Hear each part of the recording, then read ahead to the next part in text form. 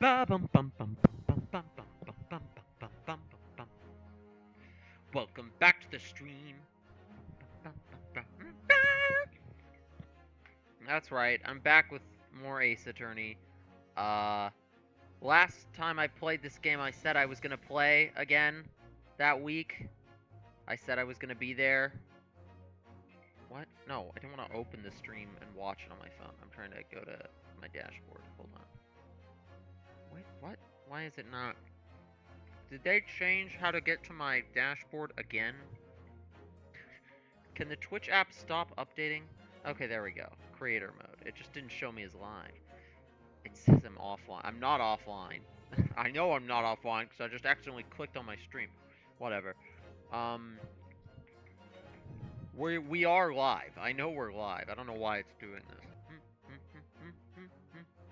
So yeah, I said I was gonna come back with Great Ace Attorney way sooner, but then I got a weird cough, throat bug thing that I mean, I was like fine, but I didn't want to strain my voice because this game, me playing this game is just like multiple hours straight of me doing a voice and talking nonstop. I just didn't want to drain myself like that. But we played Civ a few days ago. I've been taking some allergy meds, some Allertech. I was good, so I think I'm ready. We're gonna play Great Ace Attorney.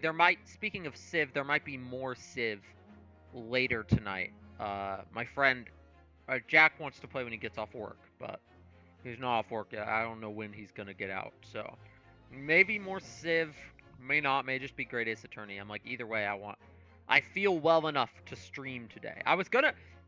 I made myself a little pina colada concoction, not super well made, but like I have a mix. I mixed some stuff up, and then I realized that I don't know if drinking and taking Allertech actually has any weird side effects or not, but I couldn't get a straight answer from Google.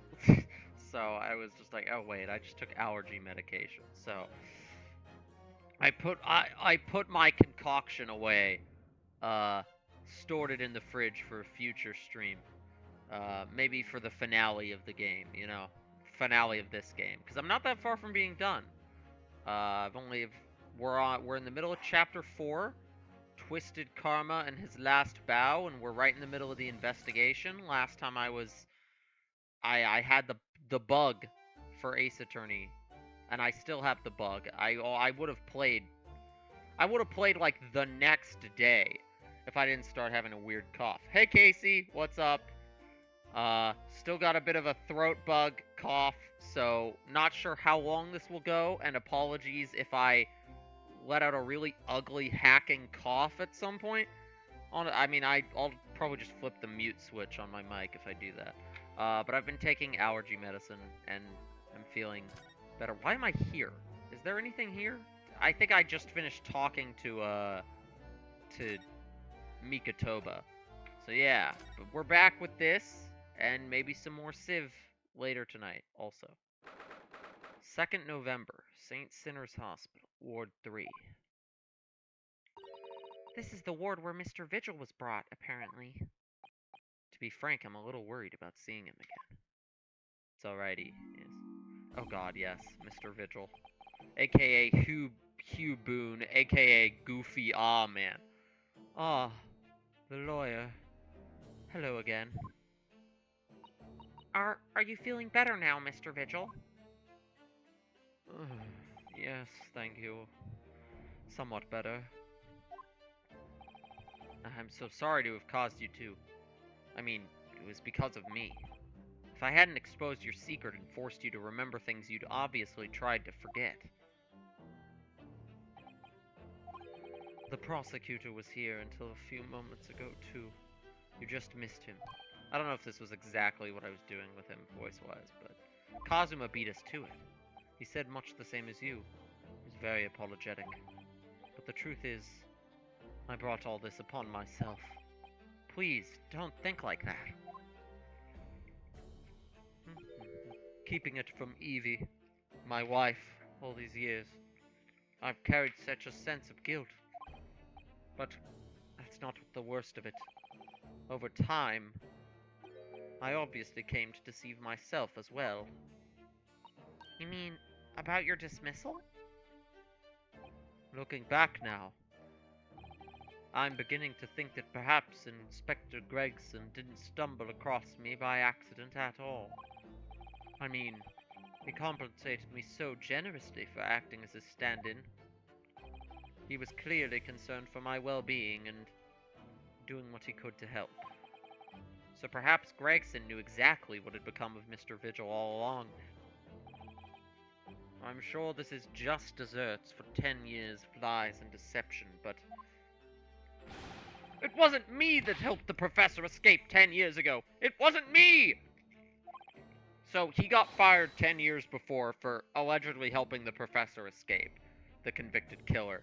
And then he lost his job, didn't tell his wife, started working on the side in a disguise, and ended up working for Gregson behind the scenes. And oh, Mr. Vigil, I'm sure you'd rather not dredge up even more from... Oh, that's me.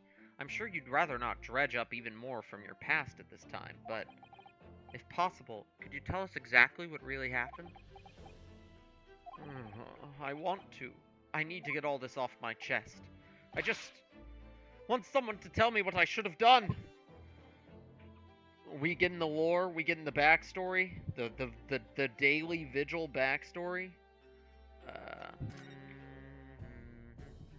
The prison escape. It was at midnight on 17th June 10 years ago. That was the time scheduled for the execution. But the professor's execution never actually took place, did it? Or rather, the execution itself must have been used to effect the plan of escape. I hardly dare to imagine what a chilling plan it was. Barclay was renowned for being the highest security prison in the country. Everything that went in or out of the place was searched multiple times. But there was one notable exception. Or rather, one notable loophole. Something that was never questioned. I have a feeling I know what that loophole was now. The coffins into which the bodies of the executed convicts were placed, correct? Yes. Once the coroner had confirmed the death of a condemned convict, the body was taken in its coffin for immediate burial in Lowgate Cemetery, just behind the prison. The chief warder first had to sign the necessary papers. I like these weird... Like, this guy's like a very sad, somber character, but they still needed to give him, like, a couple goofy gestures, so every once in a while he just waves his arms around and puts them in a new position. After that, no member of staff was permitted to touch the body again. So wait, the chief warder had to sign the papers, then no one can touch the coffin. Okay, interesting. When executions took place, only the executioner and the coroner were permitted inside the chamber. I would wait in the adjacent room for word that the condemned convict was dead. On that occasion, once I had that confirmation, I went into the mortuary to find a lone coffin, as usual. So he didn't know the professor wasn't actually dead. Somebody else gave him the word. He puts the body in a coffin. Or he just grabbed the coffin. I don't know exactly how it works.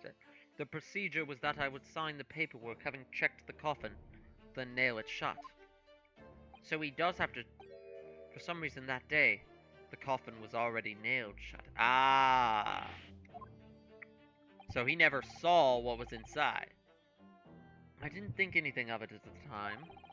I assumed that my deputy must have checked the coffin and nailed it shut before I arrived. So, you mean, the coffin contained... Yes, I can only imagine that Asogi, having escaped his execution somehow, was alive inside the coffin. The coffin was then taken out through the main gates and deposited in Lowgate Cemetery.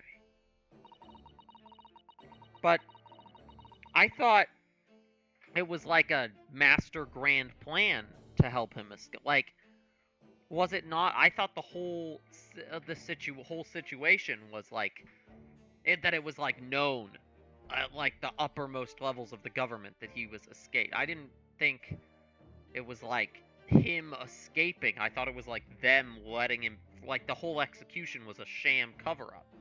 It's the impression I got from the last case, but this is suggesting otherwise.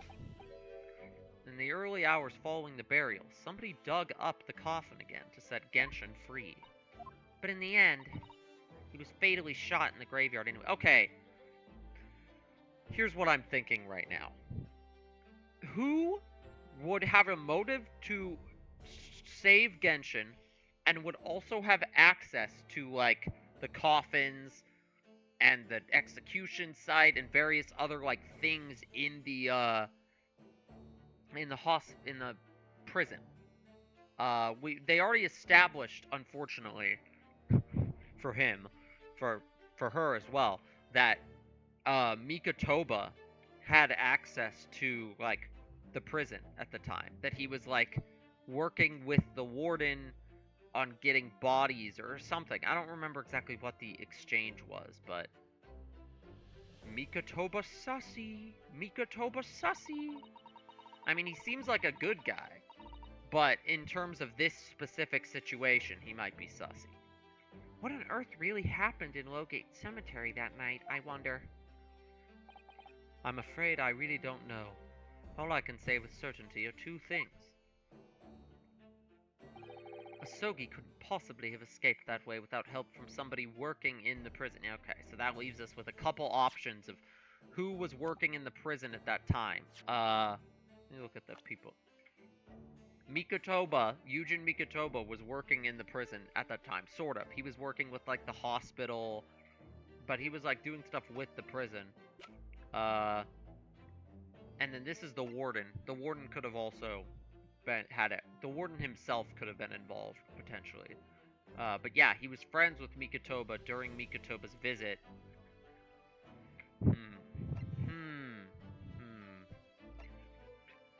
Why is this guy even still in here? We already established that this guy is also this guy. Alright. And that somebody was not me. Someone else working in the prison must have done something. Obviously, you knew the man then, Mr. Asogi? The professor? Genshin? Asogi? We're just spilling the beans who he is to everybody? Well, I remember him well, so you're not spilling anything to me. Would you mind telling us what you know? Well, having been condemned to death as he was, any contact I had with the man was short, obviously. After that trial, which was carried out behind closed doors, attended only by elite members of the judiciary, they called for his execution to be carried out at the earliest possible opportunity. The outcome of the trial was set from the beginning, wasn't it? It was a time of delicate diplomacy, when Britain and Japan were in the process of signing an important treaty. That meant that this potentially destabilizing case had to be dealt with swiftly and discreetly. The man had less than a week in total. As I was the chief warder, I oversaw his short stay in the cells until his final hour. I remember being struck deeply by his noble character and incredible resilience. What do you mean exactly? He was a killer of many men, but he was always quiet and polite. He was a gentleman and a man of intellect. In fact, I couldn't bring myself to believe what he'd done, so I asked him one day. Those 5 members of the aristocracy whose lives were taken, were you really responsible? I'm guilty of the unforgivable crime of ending another human's life. Yes. See, okay, that's not exactly answering the question. I feel like maybe... I'm wondering if maybe Genshin Asogi killed, like, one of those 5 people, but somebody else killed the others. Like, maybe he killed Von Zeke's brother, but somebody else killed... I don't know. I think that's a weird non-answer. The following day, the closed trial took place, and the verdict was no surprise. Guilty. That night, when he was brought back to his cell, I saw something. Something unusual.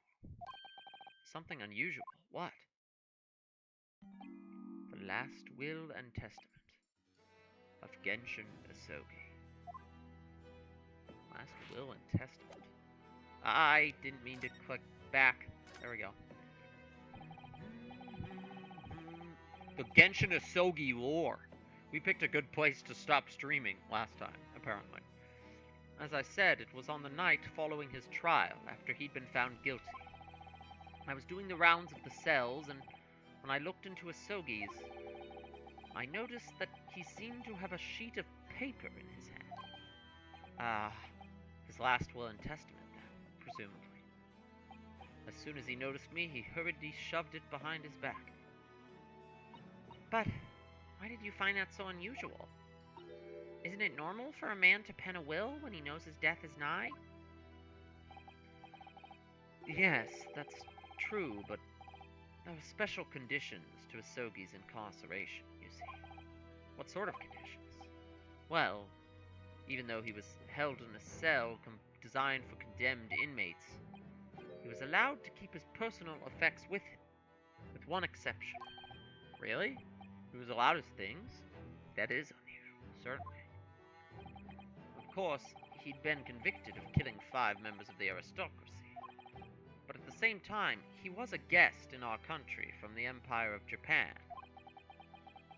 I see you playing source filmmaker, Casey.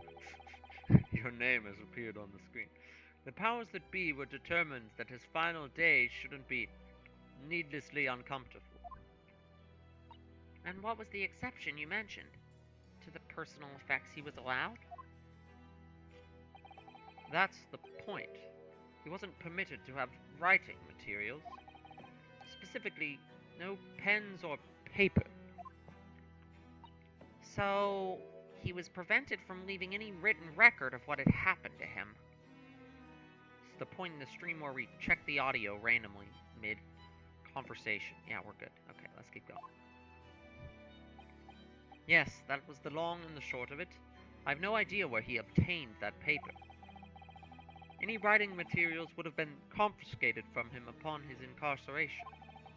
As I said, he hid the paper behind his back, and then he pleaded with me. It's a random spot to autosave. Oh, it's because it's about to... What did you just hide behind your back? Please, please turn a blind eye. This is my lifeline. But you know it's against the rules. You're the only person who's seen. If you just agree to keep quiet. Alright then, but what's on that paper? A last will and testament. This will is the only weapon I have left now. The only weapon he is off? How can a will be a weapon? He knows. Does he know? He knows. So I decided to pretend I'd seen nothing, and I let him keep his will. But then later, it just seemed to vanish without trace. What? What do you mean it vanished? It would seem that isn't the end of the story of this mysterious will. I wonder if it'll be evidence in this case or the next one. We're definitely going to find that at some point, and it's going to have some crucial lore on it. Because the way he described that, it sounds like he's writing something on there, something that it will prove, like, crucial to figuring out what really happened. I was the only person who saw Asogi's will, but somehow it disappeared. It was after Asogi's execution. Which was actually an elaborate jailbreak.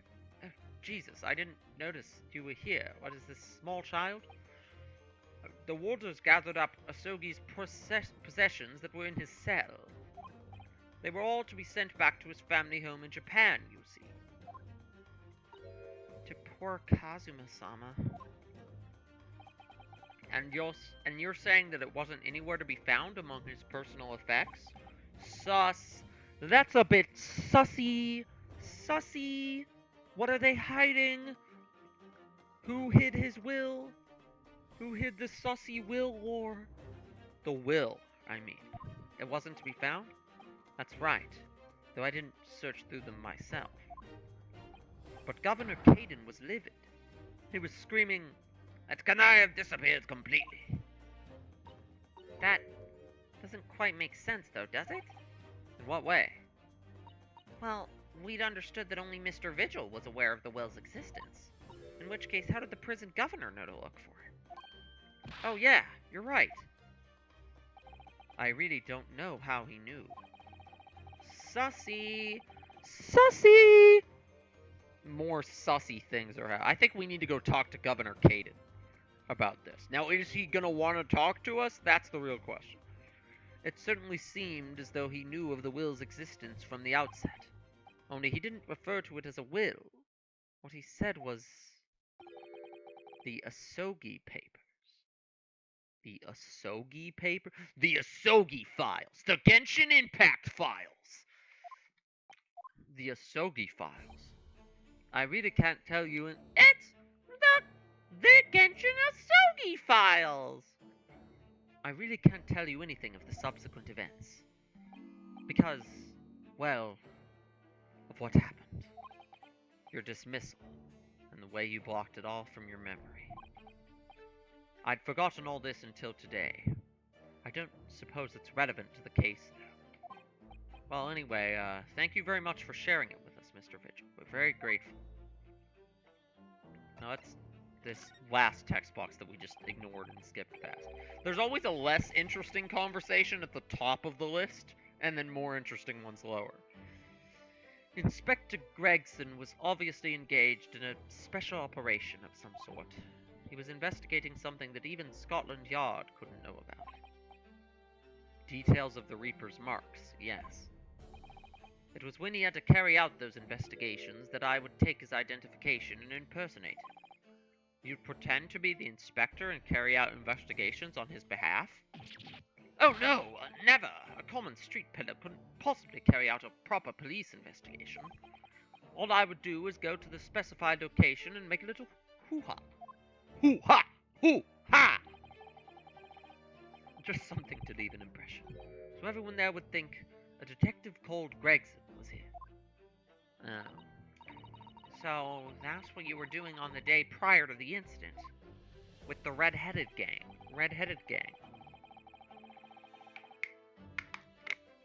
Yes, he asked me to make an appearance at the park on Lime Street for their event. So as usual, I flashed the inspector's identification around and was very vocal about my presence. But then you were taken prisoner by those red-headed fraudsters. Yes. So you would always make a point of showing Gregson's identification and generally being loud. That's what the inspector asked me to do, yes. Well, that's one way of becoming a legendary That's one way of becoming a legendary detective, I suppose. Not a good one, though. And as you know, I suffered this bruising around my neck at their hands. Okay, so this conversation topic, Irish talks a little more. The other one, we went through, like, 3 different selections before she said a word, and I kind of forgot she was with us. Like... The following day, they kept their word and released me, without returning the inspector's identification to you, however. We had arranged to meet in the Fresno Street room at 5 that day, so I could report back to the inspector. But at the agreed time, that's when I heard the gunshot.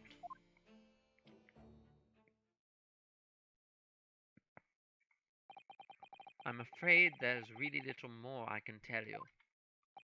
My wife, Evie, will be here shortly. So, I do hope I don't appear rude, but... No, not at all. Thank you again. But what will become of you? Now, yes, what will become of you now? Well, impersonating an officer is criminal offense, of course. I imagine that once I'm fully recovered, I shall be arrested. Ah, I'm so sorry. Don't be. This was all my own doing. God, everybody's booting up games on Steam over here. I always knew that this day would come. Well, I wish you well. Goodbye, Mr. Vigil. Ah! Before you go, there's just one thing. Oh, yes? What is it? The Asogi papers. I'd be very grateful if you make no mention of the things I told you about them. Presumably for some good reason.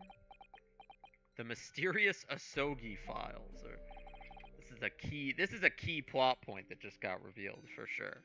It's my understanding that their very existence is a closely guarded secret. If it became known that I'd remembered, well, it could be rather troublesome, I think. This is definitely more than just a will. This is like some kind of top secret government info or something. Some sort of will that Genshin Asogi penned just before his death, which that man himself claimed was his last weapon. Mysterious Asogi files. Perhaps it had something to do with his plan to escape? If there's anyone who might know more about a document that Kazuma's father left behind, it would be Mr. Vigil's governor! Then we know precisely where you must go. Back to Barclay Prison. Yeah, I was thinking that. We need to talk to the warden.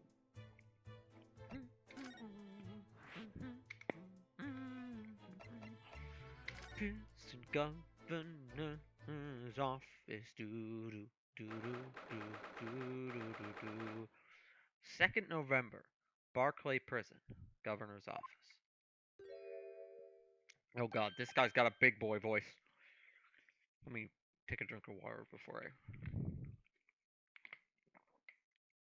I... Ouch! Back again, are you? Yes, hello? He's Scottish. He's canonically Scottish, so... I've heard all about your investigations. I did the report just now. You found him, eh? Vigil? Yes, luckily. Well, anywho, the laddie don't work here no more. So your case is not to do with Barclay. I wouldn't like you to get the wrong idea about it. Of course, yes. Mr. Vigil stopped working here 10 years ago now, so... Yes, we've seen his dismissal notice, haven't we? He was given the chop. Aye, Kimmer. You can very well. So, how about a wee handcuff biscuit?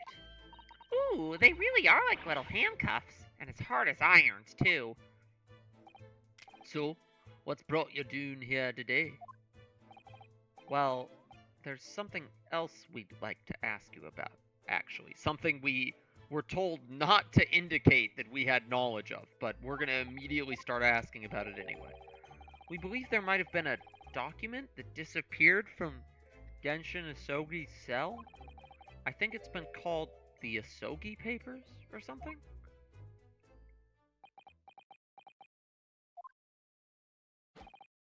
Did I not say Gregson's death is not to do with things that might have happened at Barclay? Leave the past in the past, laddie. Let's not footer about with the irrelevant details. His expression changed completely, as I expected it to. We're clearly onto something here.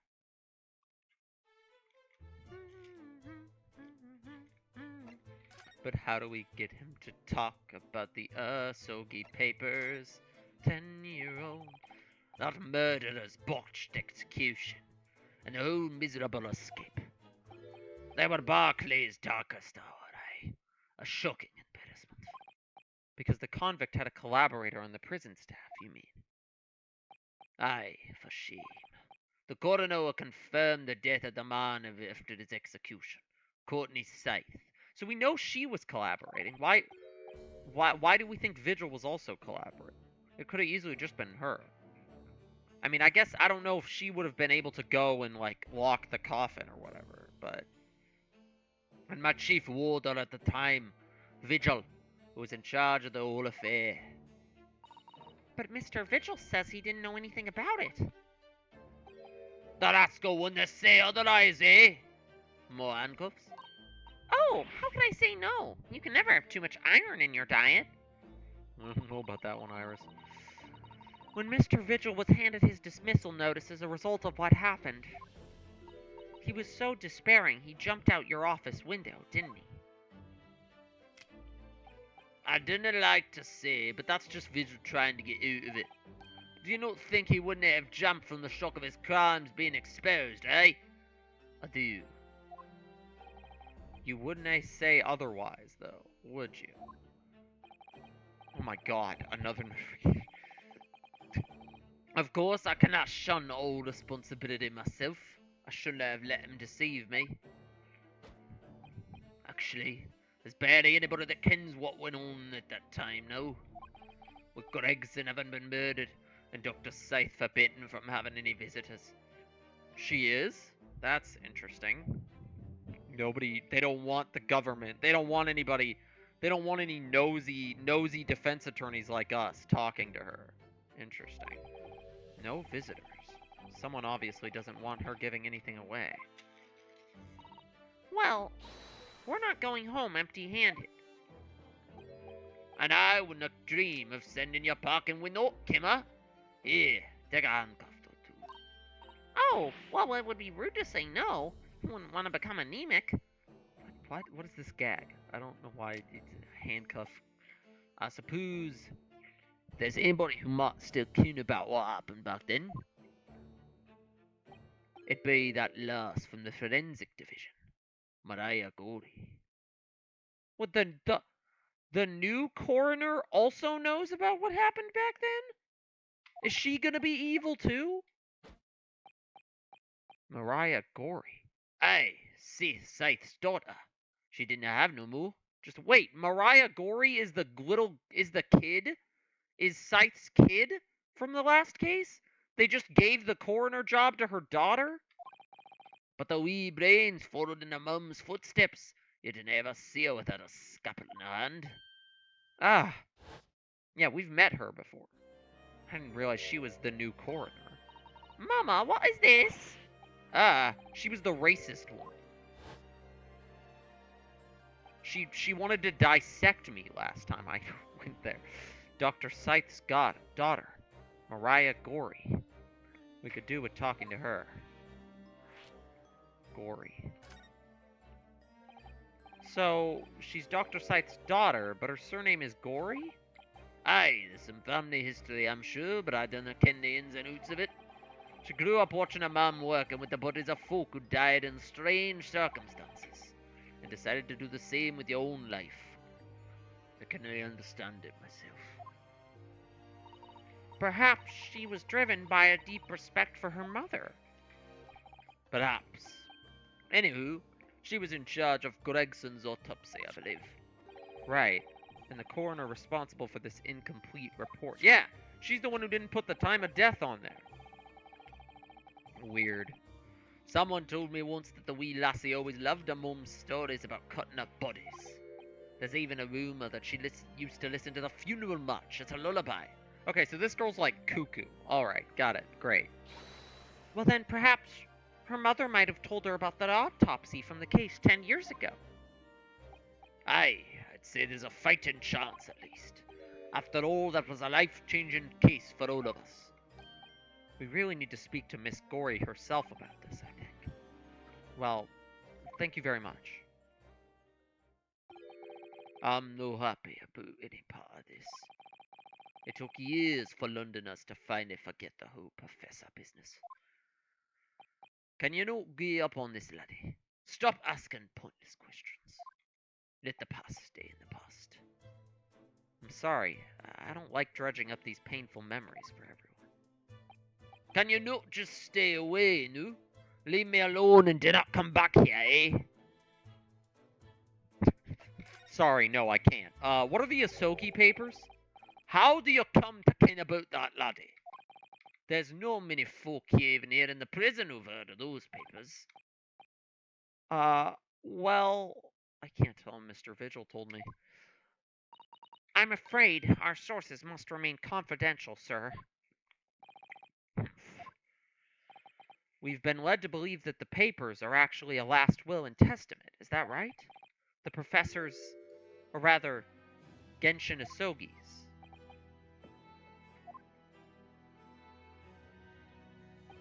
Aye, that's right. You well informed, Jimmy. Oh, is that the end of the silent treatment? That makes me think they're not actually just a will and testament. And now that he knows that that's what we think they are, he's like, sure, I'll feed into this. But then after the convict's execution, it mysteriously vanished from his cell, didn't it? I must know. You're off at half cook there. I think you didn't get your facts quite straight. It was there in the cell, exactly where it should have been. Oh, not what we heard elsewhere. Let me just have a wee look around here. I see where I can find it. Wait, what? He has it? If he has it, he ain't given it to us yet. Aye, here you are. See? The last will and testament of Genshin Asogi. What happened to him not wanting to talk to us? Now suddenly he's willing to give it to us? I'm thinking there's something else in the Asogi papers that he either doesn't have or also has but isn't showing us. Like, this is the part that he can show us to ward us away and make us stop asking questions. Of course, I cannot read a word of those Japanese squiggles. But I mind it says he leaves all his worldly possessions to his son back in his homeland. Like, if he was just so willing to show it to us, why wouldn't he have... This is suspicious. There's no way this is all this is. So these are the Asogi papers. Aye, of course they are. Papers written by Asogi, no doubt about it. There's no mystery here, laddie. That's your lot. Yeah, he's clearly giving us this to try to, like, ward us away from the subject. After all the stramash of that slyster of an execution. I don't know what either of those words mean. We sent the man's possessions back to his clan in Japan, and that was the end of it. I think we ought to make a record of this, Mr. Naruhodo. Just in case. But why didn't you send the will back? Weird. The Genshin Asogi files! One thing before you go your way, Mr. Naruhodo. Oh, yes? Those papers are not to do with Gregson's death. I'd prefer it if you didn't make no mention of them outside this office. Or rather, I wouldn't just prefer it. Consider it an order from the highest levels of all government. I understand. So even just the will and testament is like the highest levels of government say no presenting it in court? Well, that sucks because we're definitely going to present it in court at some point. I don't know what to tell you. Let me read this. I, Genshin Asogi, hereby request that upon my death, all of my stuff to be delivered to my son Kazuma in the Empire of Japan, which sounds like exactly what they did. It is with deep sadness that I accept my fate in this foreign land, in the knowledge that I will never see my homeland or family again. But I regret nothing about my chosen path.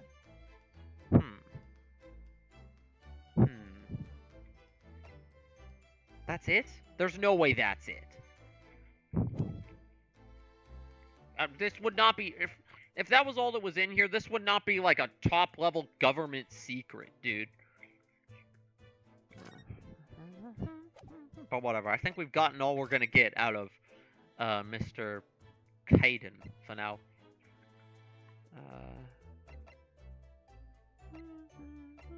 Where should I go now? I didn't unlock any new places or anything like that. I wonder if there's something I can present to this guy still.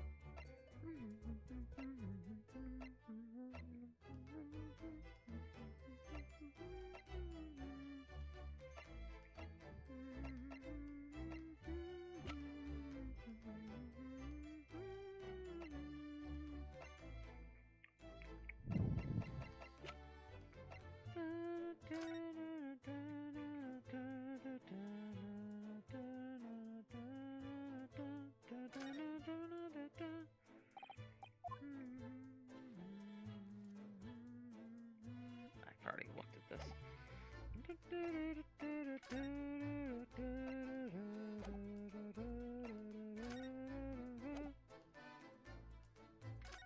Try presenting this to him, see if he has anything to say about this.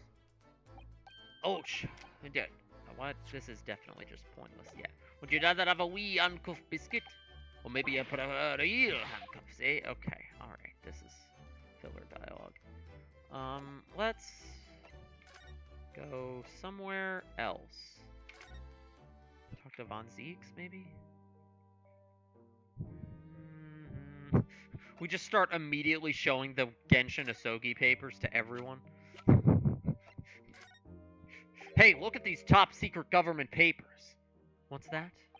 It's just something I was hoping to ask your opinion about, that's all.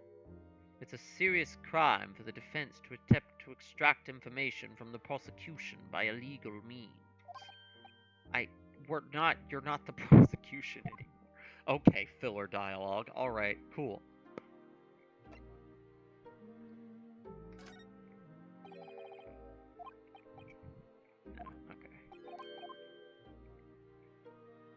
I'm wondering if, like, any of these... Because I got this photo. I feel like somebody's gonna have something to say about one of these two characters.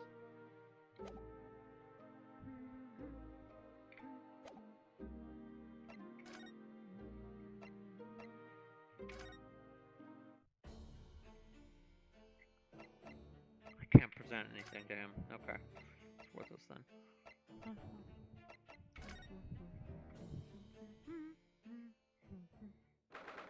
2nd November. Okay, here we go. We're moving we got the date text. There's no one to talk to here, though. If it turns out that Gregson didn't actually die in here at all, where on earth could he have been killed? Well, one way or another, we must find out, for the inspector's sake. You know, you look awfully pale again today, Mr. Naruhodo. Ugh, sorry. When I start thinking it all through, I conjure up some horrible images in my mind. Your imagination is the culprit here, then. Most certainly guilty.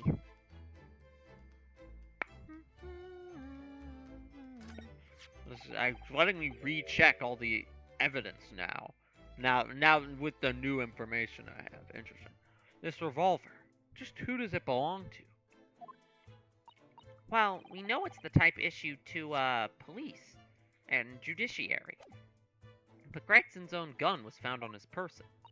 And of course, Lord Von Zeeks had admitted to losing the firearm with which he was issued. Such absent-mindedness. Not dissimilar to you, Mr. Naruhodo. I'm starting to think the cold, hard prosecutor and I could become friends after all. Then I wish you every success.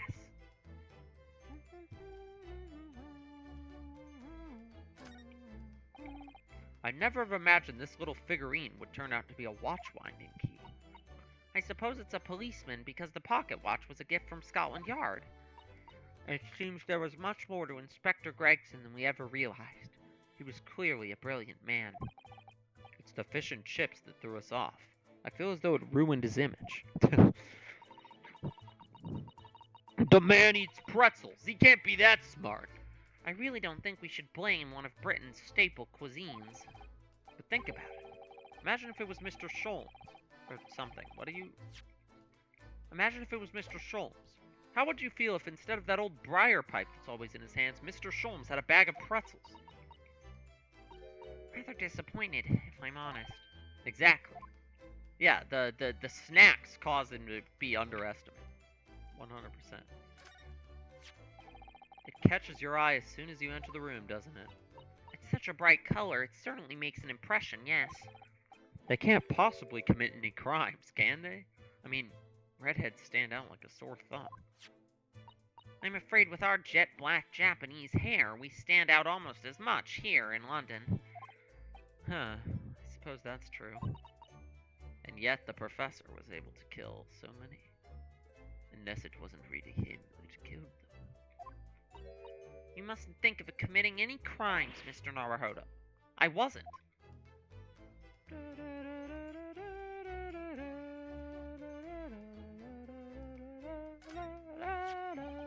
Using a candle as a timer device. Very ingenious, I must say. Yes, the culprit arranged it so that the firecracker would be set off at 5 o'clock, and then left. so that a loud bang was heard at precisely the moment Lord Von Zieks arrived. Yes. If only he hadn't picked up that gun from the floor. Something you probably told yourself once upon a time, I imagine. Oh yeah, that is how I got in trouble for the very first case of the first game, was I just picked up a gun that I found and was like, uh-oh. I've learned that lesson by bitter experience. I would have turned and run a mile for sure. Which may not have done you any favors either.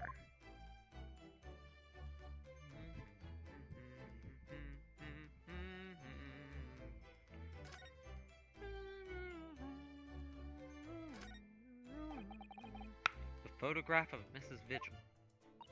Realizing the identity of this lady was a very great clue to exposing Mr. Gossip's true identity.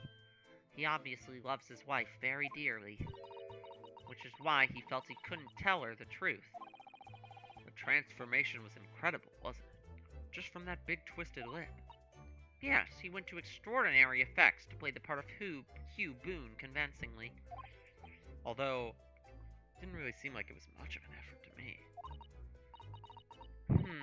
Now you say it, I have to agree. It's almost as if that was Mr. Vigil's true character. People really are very hard to fathom at times. Okay, so is any of this dialogue actually important? It's just like new dialogue about old evidence. I don't... The history of Lord Von Zieks' defeats in court. I don't think... what? I don't think that's an appropriate description. Although, when you consider everything on the board, it's certainly true that all these people had a background of dubious dealings. And in the end, of course, the board itself concealed the inspector's own death. Oh my, it really doesn't bear thinking about.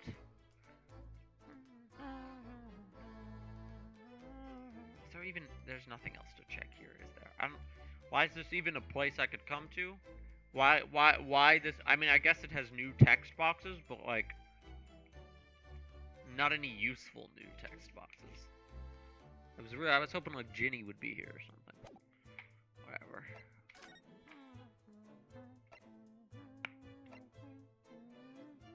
Oh, right. Okay, I've been given permission to visit Kazuma. That's probably what we should do next. There's a lot of different threads we're following here.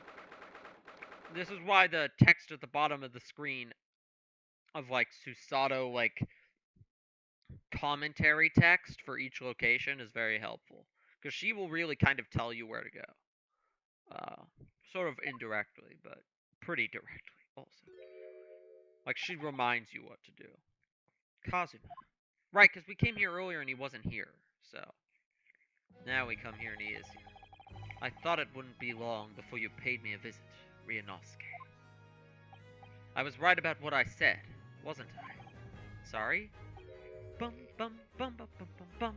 That you have all the makings of a great defense lawyer. Well, I always believed that you'd fulfill your dream of advocating in the British courts. Just never imagined for 1 second that it would be as a prosecutor.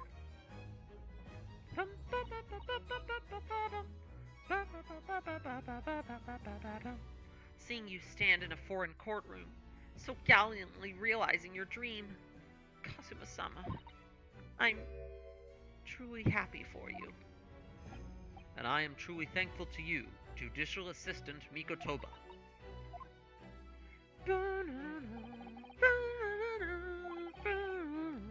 Ryunosuke, I always thought it would be fun for you and I to shake up the British legal system a little together. This isn't quite how I envisaged it, but I suppose it's just another twist of fate. I've learned a lot of things since getting to London. About how Susato-san's father was himself a visiting student here once, along with Judge Jigoku. And about what happened with your father. Then you'll have no difficulty understanding why I had no choice. Why I had to find a way to get to Britain as a visiting student myself. I want to hear it from you, Kazuma. As you wish, Ryunosuke Naruto.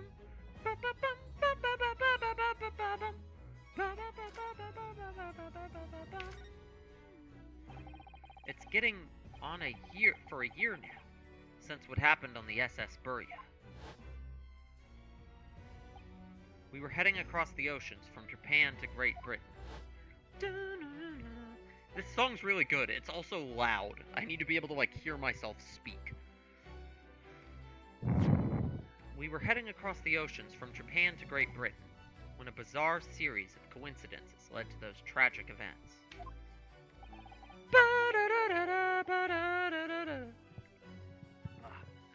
Oh, God. Okay. That was like almost a burp. Burping clears my throat better than coughing. I thought I'd lost my best friend forever.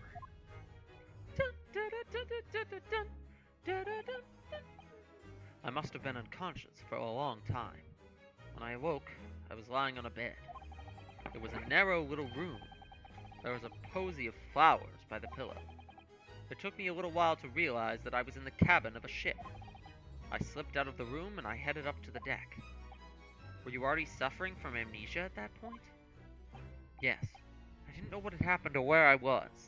There was just this voice inside my head. You have something you have to do. Something no one else can know about. Go to Great Britain. Your task awaits you there.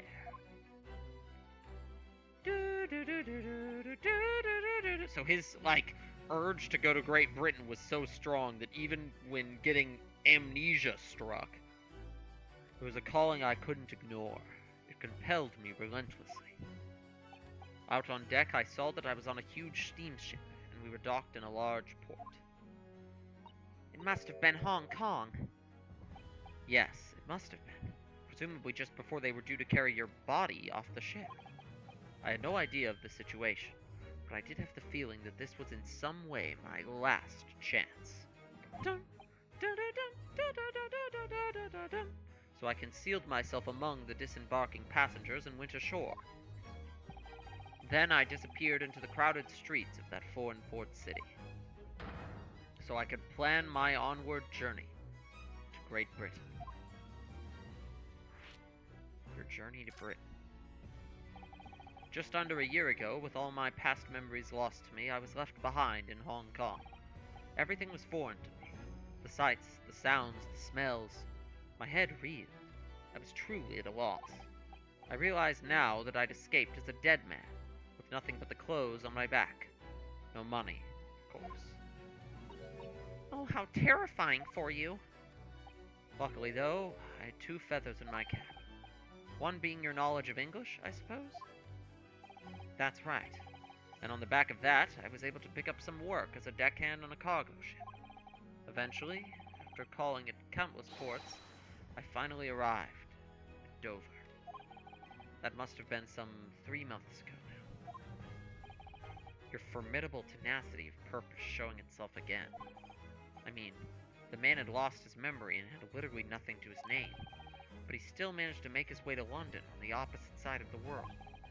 Of course, I had no idea why I'd moved heaven and earth to get here at that point. So, how did you end up becoming Lord Von Zeke's apprentice then? That can only be called an extraordinary stroke of luck, really. A stroke of luck, or Mr. What's his frickin' name? Strongheart. Strongheart pulling puppet strings behind the scenes. Yeah, it's no luck was involved there. I got picked up by Border Patrol because I had no papers. They took me straight to Scotland Yard, and by sheer coincidence, Lord Strongheart was there to attend a meeting. That's when the second feather in my cap came into play. Would that have been your knowledge of the law? Yes, exactly. Lord Strongheart was curious about an Easterner with intimate knowledge of British law. He took me back with him to the Supreme Court and assigned me to the prosecutor's office. And then, 9 days ago. So he still remembered stuff about British law. He just didn't remember anything about himself or his life. Yeah, it makes sense. Facts learned versus things experienced. You finally got your memory back after the trial involving Drebber. The unmasking of Kazuma Asami. Ever since I first met you at Yume, you talked about your dream. Mark my words, Ryunosuke. I'll be chosen as a visiting student and make my way to Great Britain someday. The music stopped, finally. Did you know the entire time about what happened to your father here? 16 years ago. When my father left on that exciting trip to Great Britain, I was just a boy. We took a photograph together the day before his departure. It's my last memory of him. But what I remember most about my father is his unswerving sense of justice. Yet, they keep nailing it into me. Every every character I talk to who knew Genshin Asogi is like, he had such an unwavering sense of justice. You know, he was so noble. Even Von Zeeks was like, this guy had complete, like, faith in the law. That's what he said. That was true about Genshin and true about me. More and more, they're like, it makes me think, I'm like, why would a guy with such an unswerving sense of justice be like a serial killer? Like, it makes me think that either he didn't do it, he didn't do all of it, or whatever he did do, he had a very, very, very good reason to do.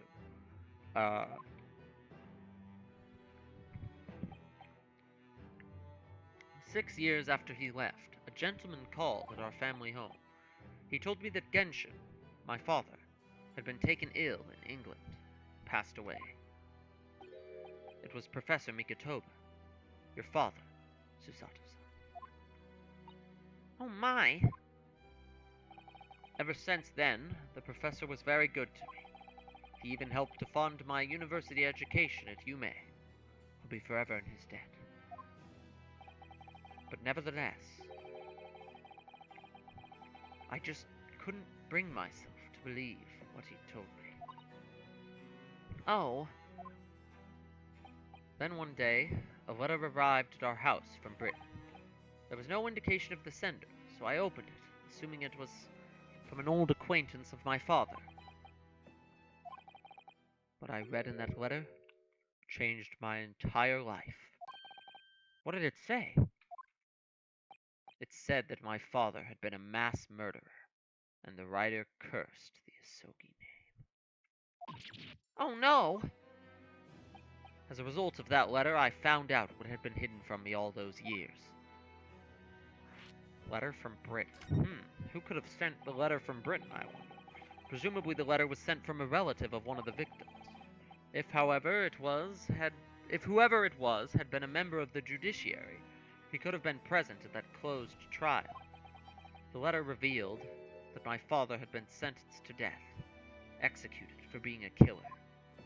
But why would somebody just, like, send a letter to his old...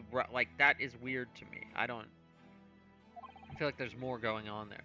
I imagine the British government did its very best to silence whoever sent that letter.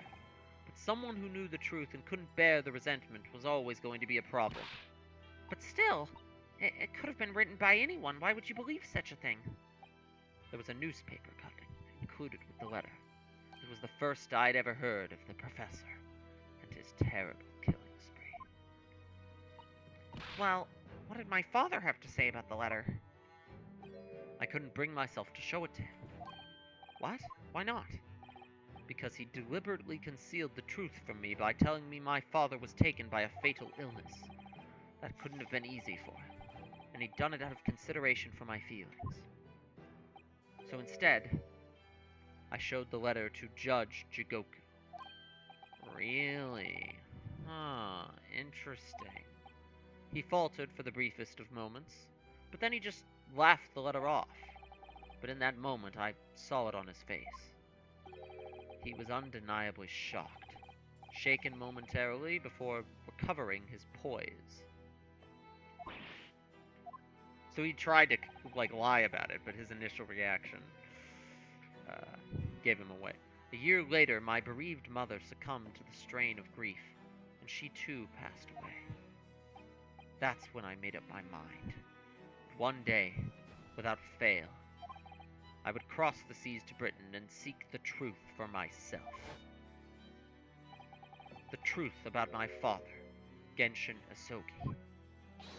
And I wouldn't let anyone stand in my way. Oh, Kazuma-sama. The Reaper's trial. Now we're back to the present day. What we learned today in court turned things completely on their head. It was an impressive piece of lawyering. Ryunosuke Naruhodo. Lord Von Zeeks isn't the Reaper, you know. I almost don't want to believe it myself, but it turns out that Inspector Gregson, the victim, was. It's clear that the Inspector was behind the Reaper's activity all along. What? You mean, you knew? The real question is, who's been giving orders to the Inspector? Yes, Barack Von Zeeks is the real Reaper. Oh, he thinks Von Zeeks was giving orders to Gregson. And I know that 10 years ago it was him who decided my father must be a mass murderer and sent him to his grave. No, he was merely seeing that justice was done as the law dictates. He's not to blame.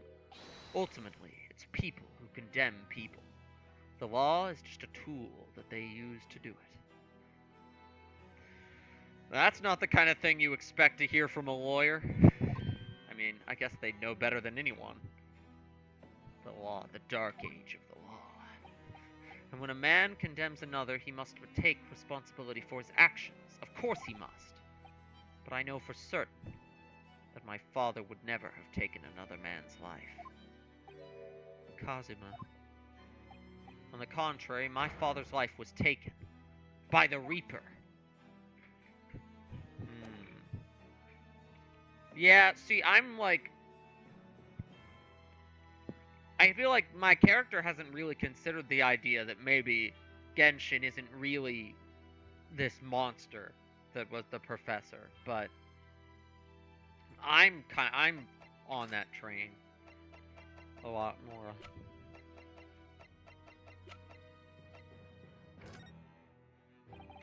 Kazuma, what do you make of this? There's only one place would... Okay. But what about this? The Asogi files. Alright. I don't want to see those either. Show them to me in court, where it's everybody's business. Alright, let's move. Are you sure we've asked everything we need to? Is there something I can still present him? Hold on, let me examine the room a little bit.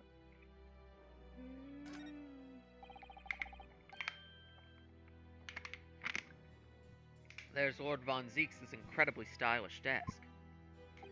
It's not my style, though. No, I notice you've been working at the little table on the floor, kneeling down Caesar style. Is that how you say that? I don't know. I thought it was some kind of punishment set up by Lord Von Zeeks when I first saw it. I find it the most comfortable way to work. I can't do it. After a couple minutes of sitting with my legs folded under me, they start to go tingly. Don't exaggerate, Ryunosuke. We both know you can't even manage a minute.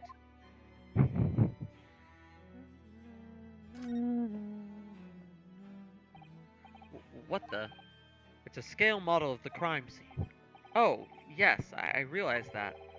Does the prosecution office make a model of the scene for every single case? Apparently so. Sometimes it helps to visualize things better and notice things you hadn't spotted before. Actually, the miniature notice board is my work. Be honest, you enjoyed making that. That's it? That's all? That's nothing I can glean from that? Okay.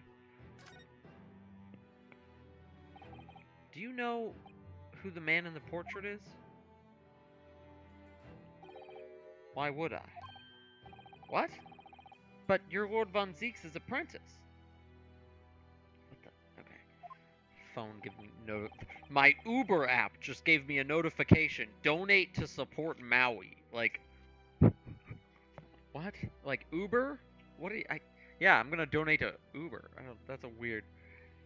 Yes, I was his apprentice, not friend. And during the time I was suffering from amnesia, I didn't even notice that picture. Oh, really? mean, it's not the smallest picture. I wouldn't have the first idea what the man decorates his office with. The Cosmo really doesn't know that much about Von Zieks, despite working as his assistant. Cask floor to ceiling, just like the last time we were here. Hollowed barrels, I suppose. They're arranged according to vintage, flavor, and region. Oh, so he doesn't know anything about the giant painting, but he knows about the wine barrels? Okay. Every week, they're all taken out and put back in order. What? Every week? Lord Von Zieks can't seem to settle on the perfect way of arranging them, you see. They're all just identical barrels, bro. Yeah, he definitely made Kazuma do this every time. Vintage, flavor, and region don't neatly coincide, that's the trouble.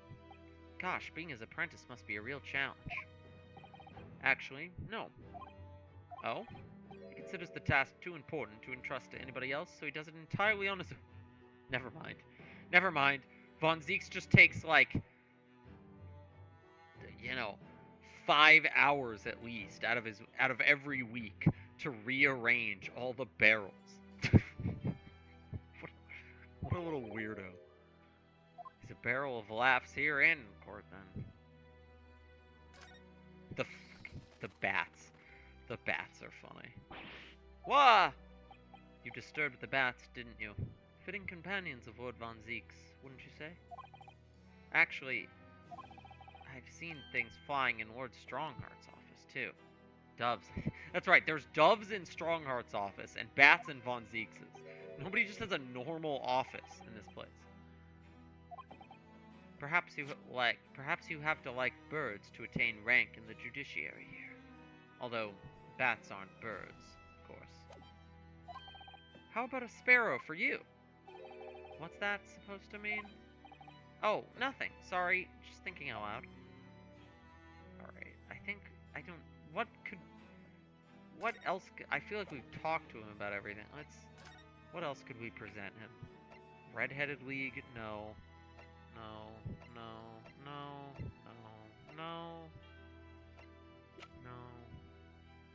Maybe this?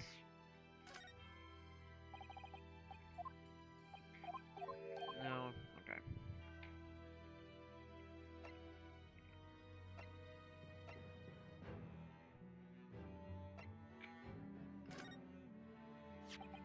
This came up in the trial, didn't it? As something a little dubious, I mean? The fact that no time of death was recorded on Inspector Gregson's autopsy. Yes, there were some unexpected turns in the courtroom earlier. The suggestion you came up with certainly took everyone by surprise. The idea that the victim died the previous day at some other location is quite something. Well, considering when the pocket watch had stopped and the scorch marks on the candle, it's certainly a distinct possibility. The evidence and the scene both point to it. To be honest, it bothered me too. So I paid a visit to the autopsy room. The coroner responsible wasn't there, but I got a name. It's Dr. Gory. If it wouldn't trouble you, Kazuma, we'd very much like to speak with the coroner too.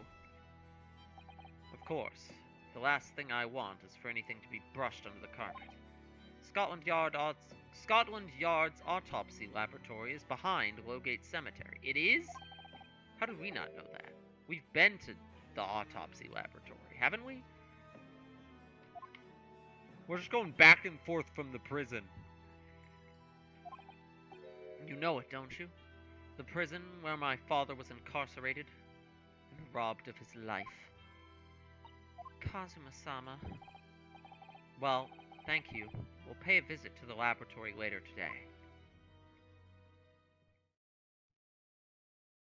Alright, so that's what we needed to do. Ryunosuke, I want to thank you. What for?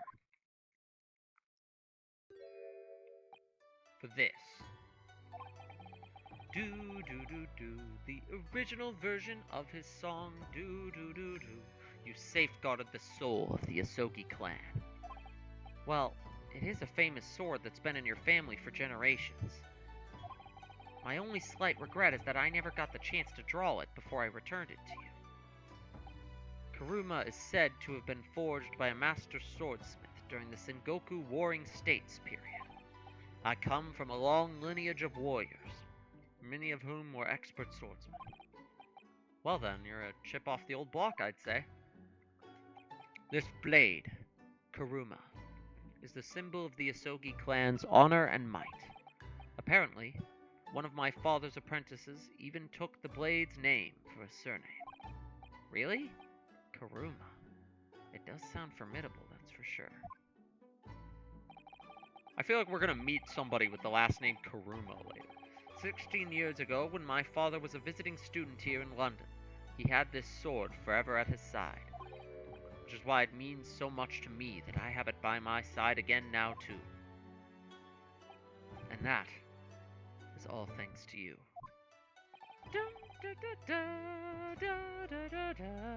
It was an honor to protect your sword.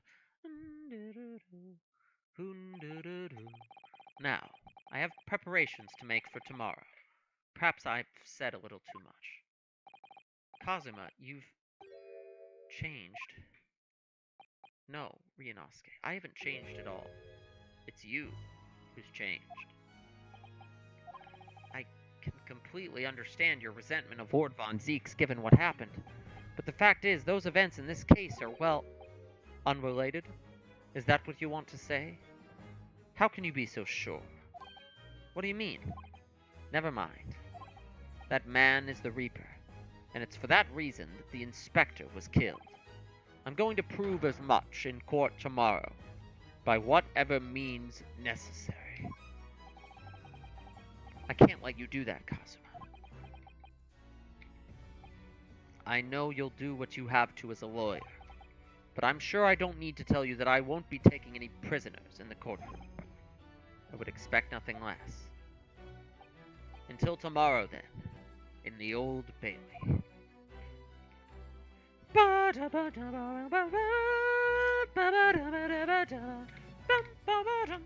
Final battle with Kazuma. But somehow there's still one more case left. I feel like this case, we're gonna figure out who killed Gregson, and in doing so, we're somehow gonna figure out that Kazuma's father wasn't actually the professor, and then that's what the whole next case is gonna be about. Just like straight up solving the professor mystery. 2nd November, Forensics Laboratory. How did it get more creepy since, like, Scythe left? This place really is creepy, isn't it? Well, being a dead room, it's probably full of the spirits of the dissected. But actually, there's a rather pleasing scent of roses in the air. Well, being a dead room, the coroner probably needs a bold scent like that to mask the odor of death. Iris, do you think we could change the subject? Shink, shink, shink, shink. What was that?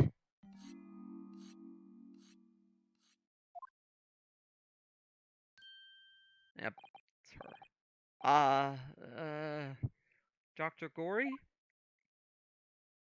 I don't remember what voice I gave her at all. She showed up for 2 seconds.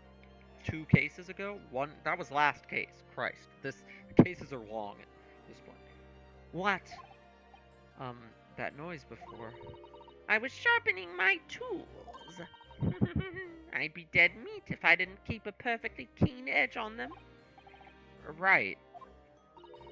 When following the collagen fibrous in the dermis, an extremely sharpened scalpel cuts like cheese. Would you like a demonstration? Oh, yes, please. I'd love to see. Then, I think you'll do nicely. Huh? No, I wouldn't do nicely at all. I mean, maybe some other time. I mean, no, not some... What? Tisk. Is that a tut? No, it was a tisk. Bum, bum, bum, bum, bum, bum. Creepy knife girl. Creepy knife girl. Creepy knife girl. We have actually met before. I'm a lawyer, if you remember. You're not dead yet. What? So Mama said I wasn't to cut you open. She's so strict about things like that. Well, good. Dr. Scythe has some scruples, at least. Oh dear. Looks like she's not interested in talking to us. When For the time being. You mean until we die? Yeah, she's only interested in dead people. Sorry, but wasn't planning on dying anytime soon. Surely there's some less drastic way of making her listen. Okay, what are we presenting to Creepy Knife Girl? The autopsy report, maybe. Where is it? It's all the way over here. God, we have a lot of evidence. Dr. Gory, we actually came here to ask you about this. He was very good. Good? Sorry? His skin didn't snag my blade once, and very little mess. His joints dislocated easily, and his muscle tissue was a pleasure to work with. We can skip those details, but there's one thing about the report that's caught my attention. You don't seem to have recorded a time of death.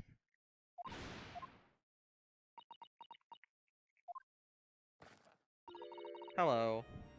That dead look in her eyes. That's not my fault! Oh, that made me jump.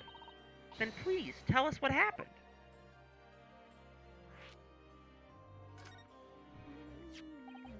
So, why doesn't this autopsy report include the victim's time of death then? It's really the most crucial detail. I was told not to write it! What? By whom? Male Strongheart, the Lord Chief Justice. He came. Oh God, Male Strongheart is 100% one of the like big bad villains of this frickin' entire game. Sussy Strongheart. He said that from the witness statements about the gunshot and the other evidence, it was obvious. The man clearly died at 5 p.m. at 1st November, when the gunshot was heard. But that's not the time of death you wrote on the report. You didn't write anything. Was there some reason you didn't include it?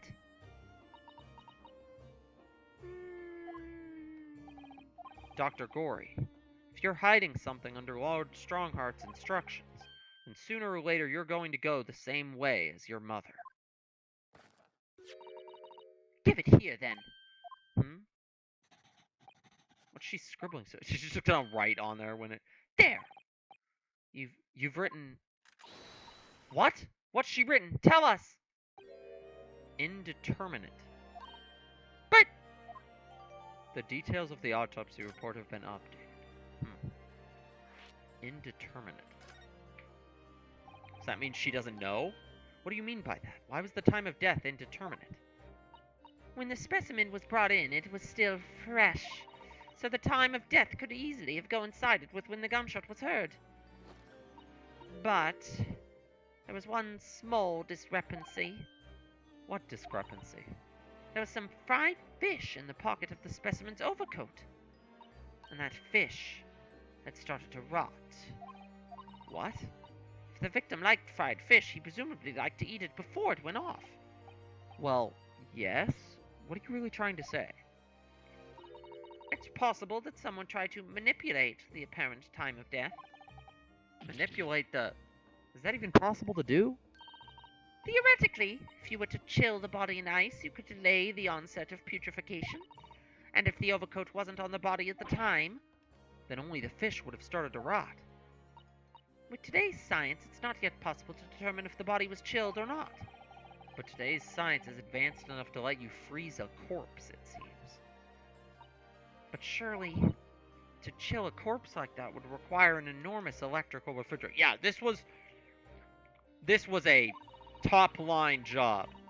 This was not some rando killing him and stashing him in their fridge. Okay. This was somebody with access to resources. Sussy.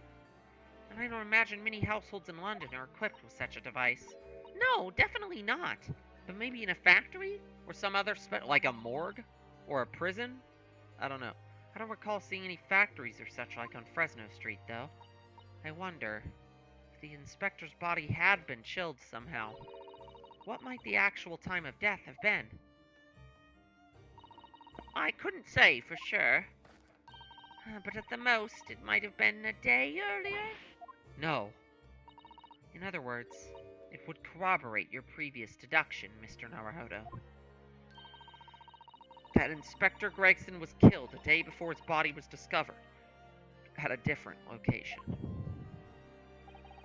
Did you inform Lord Strongheart of this possibility? He simply said that there were no electrical refrigerators of that size in the vicinity. Perry the Platypus! I don't know what the voice I'm doing for her is. It's weird. It's a Perry the Platypus. There were no electrical refrigerators in the vicinity. The freeze corpsinator, Perry. Oh yes, one other thing. It's something the governor of Barclay Prison told us. He said that your mother, Dr. Scythe, was responsible for confirming the death of the professor after his execution. The professor? Apparently you always enjoyed listening to your mother's stories about her work, so we were wondering if you might know something about what happened 10 years ago. That's not all Mama did. Sorry? My Mama carried out the autopsy of Clint Van Zeeks as well. What? Really?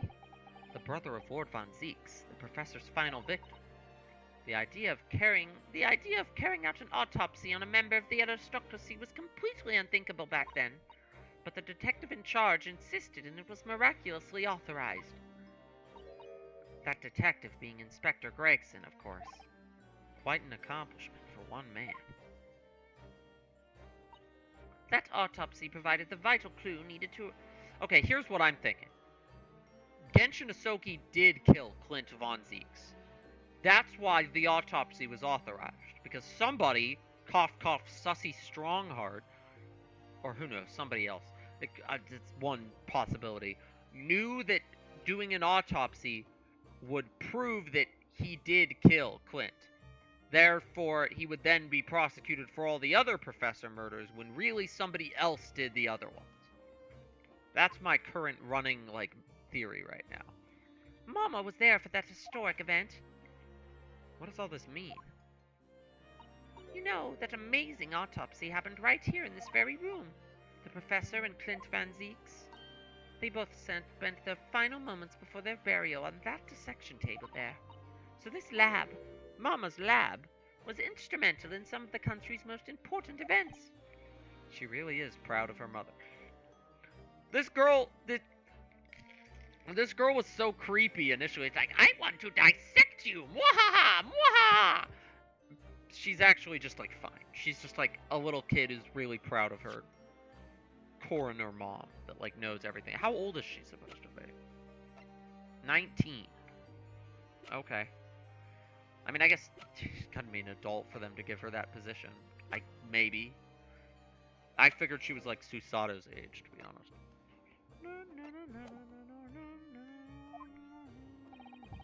I wonder if you'd tell us more about exactly what happened back then, Dr. Gory. But she is Dr. Gory, so, maybe, 19's enough time to get a doctorate. Confirmation of death. The professor's execution was Mama's first big case. She had to be in attendance at Barclay Prison's execution chamber and sign the certificate to confirm the convict's death. Mama's the best coroner in the world, I was so proud of her. But the execution didn't actually take place. No. And worse still, Mama actually helped with the jailbreak. I didn't want to know. Yeah, see, this girl is not evil. She's literally just, Mama's favorite, coroner girl. The weird, I want to dissect you stuff was just her being, a strange child. Just her being obsessed with dead bodies. She's obsessed with she's a kid obsessed with dead bodies, but she's not a killer. Or, evil. I believed in her. In Mama. But, or racist. I guess that wasn't a, I want to dissect Ryunosuke. It was just a, I don't care about anything except, dissecting bodies or whatever. I believed in her, in Mama, but now I wonder if I'm starting down the same path as her. You mean, because you omitted the time of death on this autopsy report? But that's because Lord Strongheart forbade you from including it. Just like Mama. I'm sure she was coerced by somebody, too. Yes, that's my feeling as well. There's no doubt that there were powerful forces at play 10 years ago. The execution couldn't have been staged without a lot of people at the prison knowing it. See, that's what I've been thinking. We're acting like, oh, the escape was Genshin Asogi's plan. And Genshin, escaped the prison with the help of the coroner and daily vigil. But no, this was clearly like a staged operation with a lot of people involved. Governor Caden might have even known about it himself. Yeah. Obviously, the prison governor must have been in on it as well. The big man with the little handcuffs? According to what he told us, he was tricked by the chief warder. He says he knew nothing about it. Of course he said that. I'd say the same thing. Just who was behind that jailbreak all those years ago? Maybe we figure that out. We figure out who killed Gregson. I swear, half the time I stream, I get a moment where the lights just flicker. I'm pulling too much power. He's powering up the machine. He's powering up everything. He's gonna drain the power of the whole house. You mentioned the autopsy of Clint Von Zieks. It was at a time when carrying out autopsies of murder victims was very unusual. I don't have enough vocal power right now to commit to bits like "He's alive!" electric. My bits are half-baked today. That's fine, because I really just want to know what's going on. I'm just in the plot at this point. Bits are secondary. It's still not a practice that's observed in our country, even now. Performing autopsies, that is. It turned out that he was the professor's final victim, and when the autopsy was performed, Mama was present, although only as the second. Wait, so she wasn't the one performing the autopsy? The person leading the procedure was called Dr. John H. Wilson. Dr. Wilson? That's right, my daddy! And there was one other person present, the primary assistant. He was a visiting student from the Far East. Mikatoba. Must have been my father, Eugen Literally, of the 4 people in this room, I'm the only one whose dad, or not dad, I'm the only one whose parent was not present at this autopsy. Everybody in this game is connected to a character who was involved in this professor incident, except me. I'm just some dude. I'm just a guy who got roped into all of it. But the outcome of that historic autopsy was the discovery of a vital piece of evidence that led to the capture of the professor. So that's how they came to identify Genshin Asogi as the infamous mass murderer. Do you happen to know anything about that piece of evidence? Can you tell us any more? Would you like to see the records for yourself? Would that be alright? What's the point of keeping records if people can't look at them? Yeah, see, this girl's nice. She has no reason to keep information from us at all. She's the only character in this game who isn't trying to hide stuff from us. Because she's too young to remember the professor incident and be like, oh, maybe I should keep some... even Sholmes, I feel like, is hiding stuff from us about the professor incident.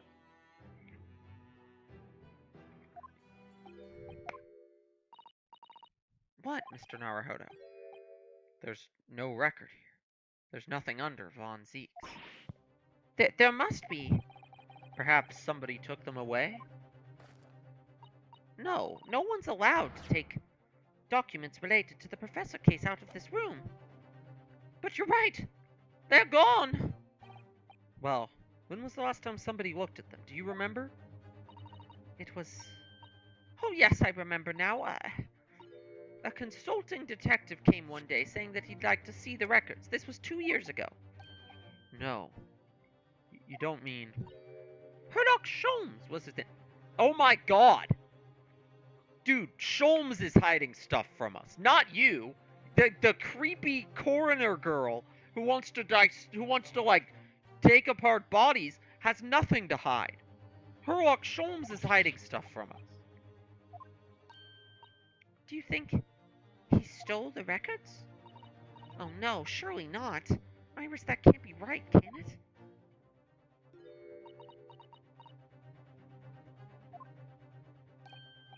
Iris?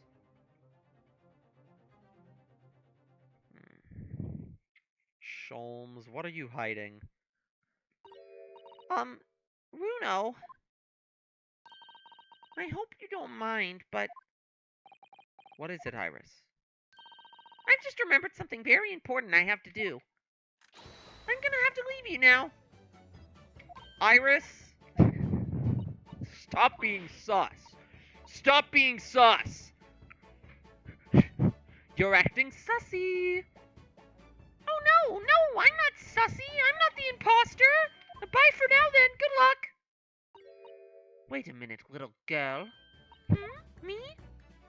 I remember now. You've been here before, haven't you? Have you, Iris? Wait, did she steal the records? Yes, 2 years ago, when that detective came. You were with him, weren't you? You were a living specimen then, too. That's the way it usually works, yes. She's just weird. Like, Mariah Gorey is just weird. She's not... She's actually probably one of the people with the least to hide in this game. She's just weird. Was I? I really don't remember. Anyway, sorry, but I must dash. Wait, Iris. I'll blow up I'll brew up a pot for you when you get home. Okay, this is weird. Well, in that case, we won't keep you any longer, either. It's been quite a while since I had any visitors. This was really fun. But next time you'd come, I'd prefer it if you were ready for dissection. I can't make any promises, sorry. She's just a little freak. Like, that's... Mariah Gorey is actually... probably has been one of the most helpful characters this case. She's just a little freak, that's all. She's not evil, she's not hiding anything. Okay, we need to figure out what's going on with Iris and Sholmes, because that's all sussy nonsense. Oh, nobody's here, though. Iris? Where's Sholmes? Where is Sholmes and where is Iris? Where did they go? If I've remembered correctly, this large and imposing lump of iron is called a typewriter. Okay, is this relevant? I don't want to read this. Metal bars, the typewriter.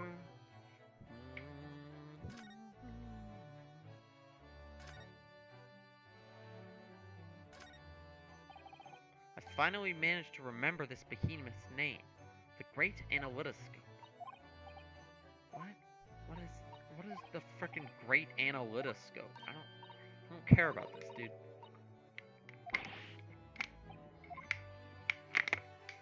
Ugh. We're 1.5 hours in. I've already finished my entire water bottle. It seems like Ace Attorney is gonna happen. Ace Attorney. I'm playing that right now. It seems like Civ is going to happen. In maybe like half an hour. So that we will continue. We will continue through this and maybe get to the trial, and then we'll pivot over. But I'm gonna refill my water bottle now. I'll be right back. Okay, I'm back. So usually when she says, "Do you know, I don't believe we visited this place for some time," that she's hinting we should go there again. I don't know what... Like, there was nobody here last time I was here. Okay, but there's a bag here, so clearly somebody is here now. Is it Sholmes? Are we gonna get Sholmes jump scared? No? Never mind. Gina's nowhere to be seen. Where is she? We've been here twice, and... Well, I expect she'll be back before too long. Shall we wait? Actually, I mean...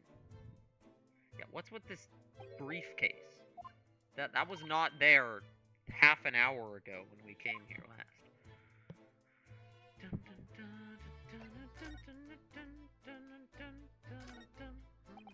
This little trunk wasn't here before. Oh, it appears to be made of metal. Must be very heavy. I wonder to who it belongs. There are some initials on the outside. Look. TG? TG?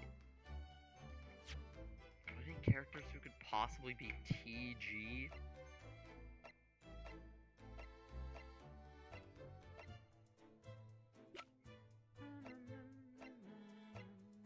Tobias Gregson. Duh.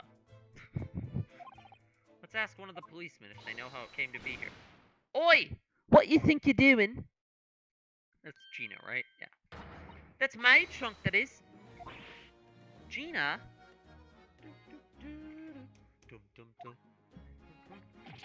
Where were you hiding? I don't know.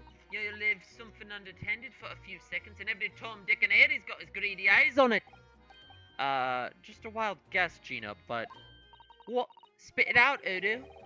Is it fair to say that you've only owned that trunk since this morning's trial? What? What are you trying to say? Come on, this trunk goes with me everywhere. Always has. Where have you been the last year? Trying not to incur your wrath, mainly. Because it says TG. It's definitely Gregson's that she just kind of pawned off him. Your boss.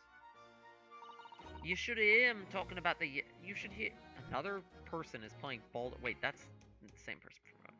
You should hear him talking about the yard now. They should be ashamed of themselves. They're saying that it was the boss who killed all them bludgers. Ah, you mean the whole Reaper thing? Yeah. Apparently, the boss was investigating stuff that no one else in the yard knew nothing about. Stuff to do with all them criminals what got off scot-free. Yes, the ones prosecuted by Lord Von Zeeks who used bribery and corruption to evade conviction. Well, then obviously, it was that bloomin' Reaper giving the orders, weren't it? But why would people be suspecting Inspector Gregson of being involved in the killings? There was a notebook hidden in his office. Oh no, this doesn't sound good. Didn't we already know why he's being suspected. It had details about all the crimes that have been paid as the Reaper's work. What? No. Did you see it, Gina? Did you see that notebook? They wouldn't let Flamin' let me, because I'm just an apprentice, apparently. But it was me who found it, and it was my boss. That's right. I was pretty miffed about it, so I sneaked peeked out what it said anyway. Oh, that's our Gina. Yeah, she doesn't follow orders at all. The fact that she's like an apprentice detective is just silly, but I love it. So you managed to see what was written in Gregson's secret notebook anyway, did you? Way I see it, it's my right to read what he wrote. And what had he written, Gina? Dates, times, places, names, a whole long list of them. All details about the bludgers supposed to have been done in by the Reaper. But there could be an explanation for that. We've been going around saying that we think... Are we just, like, being nice right now? Because when we were talking to Cosimo, we were like, Von Zeeks wasn't the Reaper, Gregson was. And now we're talking to Gina, and we're like, well, surely there's an explanation for what... We must just be trying to, like, sugarcoat it for it. Exactly. That's what I said. That's the first thing you think, right? As it happens, it was full of names I recognized anyway. Well, the Reaper's targets were almost exclusively known leaders of London's criminal underworld. Well, yeah, but... There was one name right at the end that was a bit odd. At the end of the list, you mean? I'm pretty sure the date against it was 31st October. Oh, the day before the inspector was found dead. Wait, is it Halloween? Like, that wasn't a plot point. Why didn't we get any funny, spooky Halloween dialogue? So what was the old name? It wasn't like a name I'd ever seen before. It was something like, Nah, it's no good. I can't remember it. Don't think it was an English name, put it that way. Oh dear, what a pity. There was something else too. I don't know if it matters, but the same name kept coming up over and over. Shin it was. Don't suppose that means anything, but Shin. Asa Shin. Asa Shin! Don't do that. Did you say Shin? Eh? What does it mean, something? Lord Von Zeeks knew the name too. He mentioned her as well. The woman who actually did the deeds. And now we find out her name appeared in Gregson's secret notebook. We haven't seen you for a little while, have we, Gina? But of course not. I've been busy, ain't I? Investigating and that. The lads at the yard are trying to trace the boss's movements the day before it happened. The day before... That would be the undercover investigation into the Red-Headed League, then. Only the boss didn't go, did he?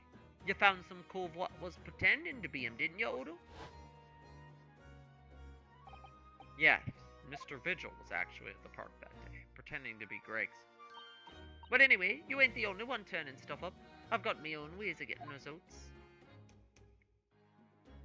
Toby the dog! He's back! Let's go! Let's go! Toby the dog, let's go! When me and my partner here get together, there's nothing we can't track down. Oh, little Toby. He's such a faithful friend. So, have you tracked anything down then? What do you think, eh? Of course we have. Can't tell you, though. Police business in it. Ugh. Anyway, the point is, if you lot ever need any help, you know where to turn to, right? Me and the Hellhound here. Right. Because he looks so hellish, honest. Who's a cute Toby dog?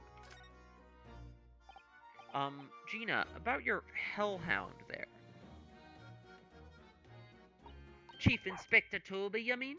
He's the pride of the force, he is. In Japanese, police dog means something quite different, and not altogether nice to those involved in crime.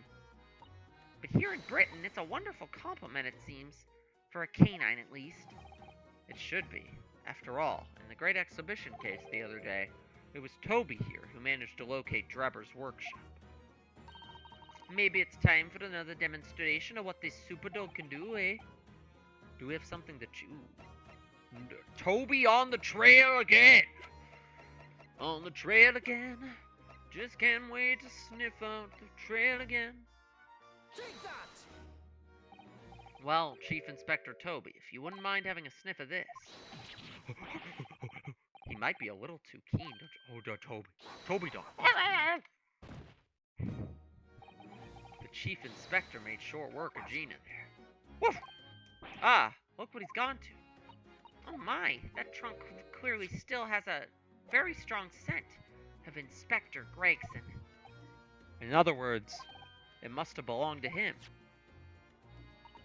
Oh, so that's how we prove that she took the kid. That's funny. Alright, it's a fair cop, I suppose. And he nearly got away with it, too. If it weren't for that meddling dog. And the pesky kid.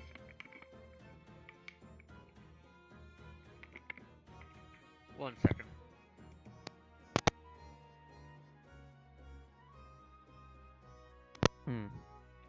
I feel like I need to... I feel like I have a cough coming. I'm a little wheezed. Ideally, I'd go until the, I mean, ideally, I'd just go and then we go into Ace Attorney, but, or, I keep saying Civ. We're going to Civ. We're gonna play Civ later. But I might actually pause, refresh my voice a little bit, then... You always talk so proudly of Chief Inspector Toby's nose and what it can achieve. Did it not cross your mind that he might identify something that was right next to us? Yeah, that was a bit of a bloomer, weren't it? That's enough now then, Gina. I think it's time you told us the truth about that trunk.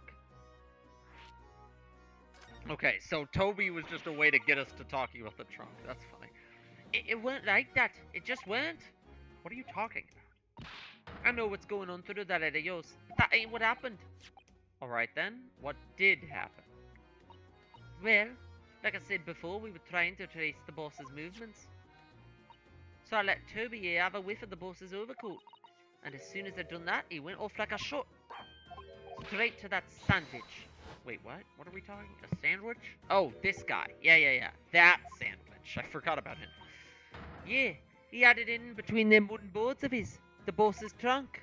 What? That guy had the boss's trunk? Why? Is that guy involved in the case too? Oh, God.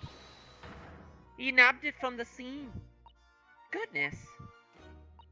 Me and the chief inspector gave that sandwich a good grading, and you know what he said?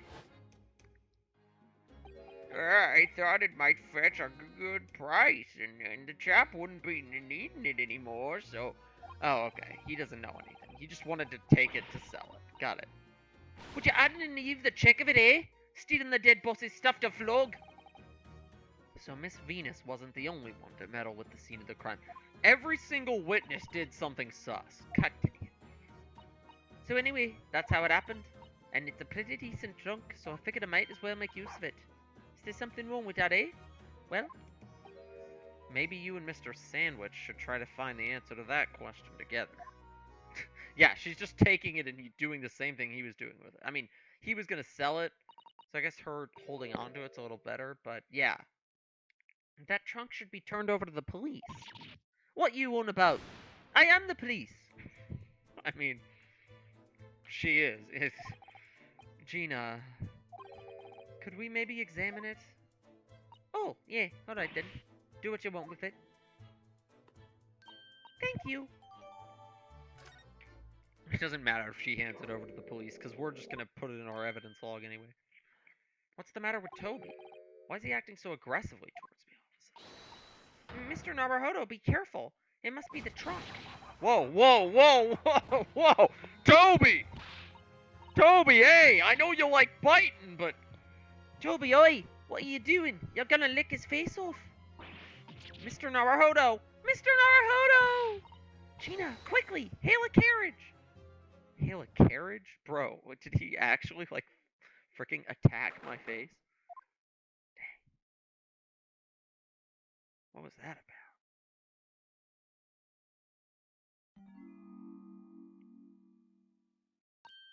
Oh, Mr. Naruhodo, are you alright? Miss Susada.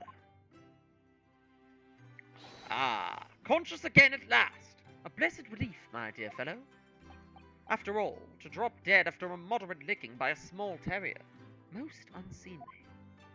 What is it? What is or isn't seeming... What? What is this saying? What is or isn't seemly is irrelevant here, Mr. Sholmes.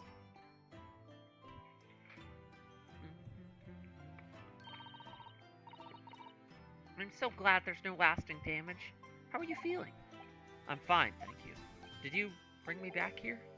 Ah, what's this on my head? A bandage?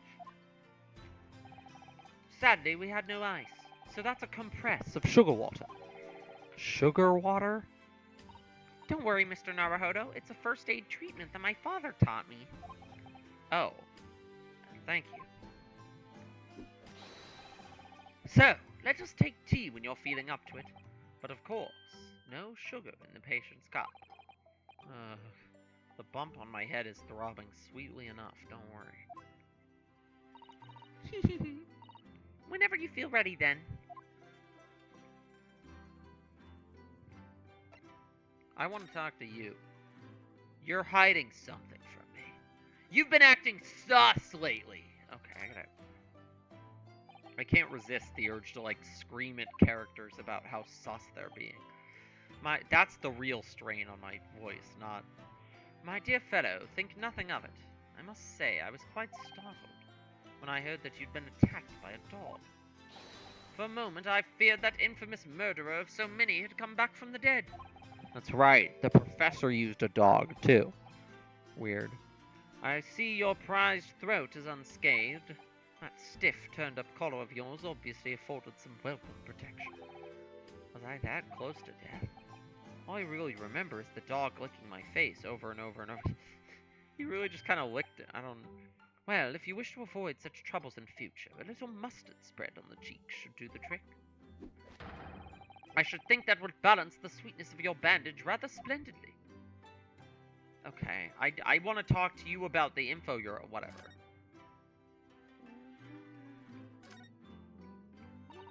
My desk is just as it was before I left. Okay, this is not... I haven't been up here since, like, case 2. Susato-san can write more neatly with a brush than most people can with a pen. Practice makes perfect, as they say. Alright, let's talk to Susato.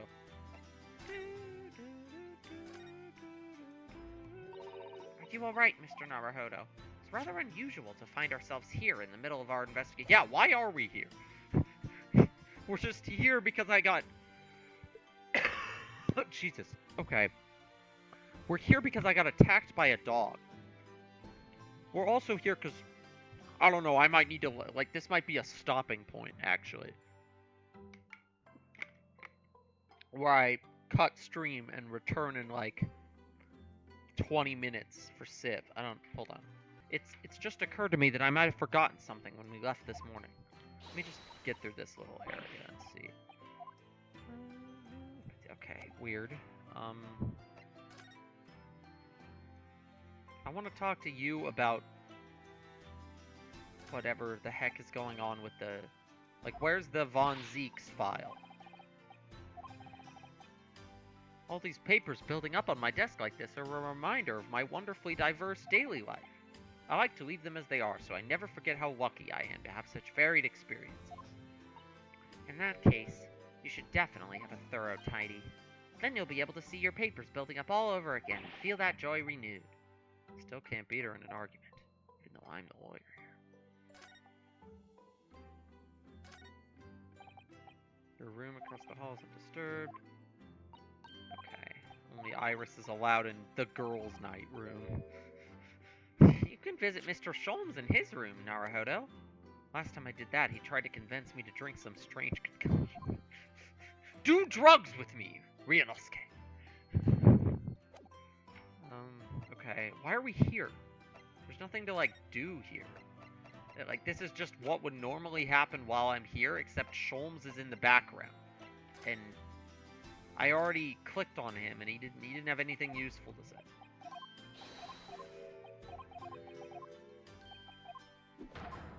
Like, can I maybe present something, and he'll be in the room for it?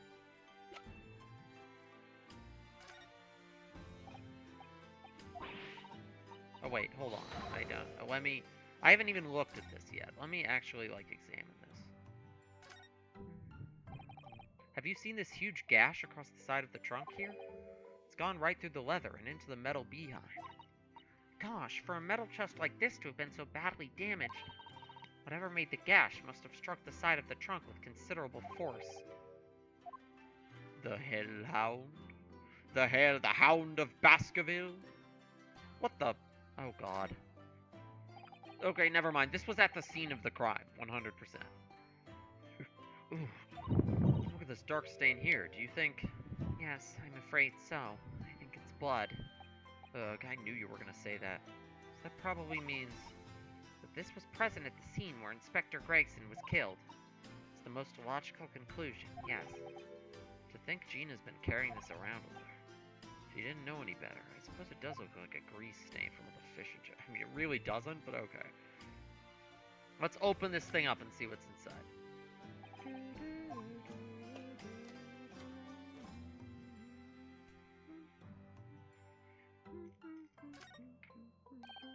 Look, there's something inside. Ooh, let's see. It appears to be a passport, authorizing him to travel overseas. Was Inspector Gregson? He was going to go work in France. The date of departure was for travel on 31st October, just one day before the incident. What? Really? Interesting. But then why... Okay, if this was at the crime scene of what originally happened, why would it then also be in the room where Gregson's body was left? Unless he actually did get murdered in that room, which wouldn't... Because his body got put in a freezer, right? You know, allegedly. Gregson went to France the day before his body was discovered? Wait, was he actually in France when he was murdered? What's going on here? Let me read this. Name, Tobias Gregson. Date of departure, within 1 week from 31st October. Destination, port of Dunkirk, France. Police prisons. Permission for the applicant and one additional person to travel. Was that meant for Gina? Or was that some secret other person? Perhaps the person who killed him? I don't know. Interesting. Well, there's some new evidence. Let's talk about it. Let's talk about it. Talk about it, talk about it, talk about it, talk about it. Do you notice anything unusual about this, perhaps? Okay.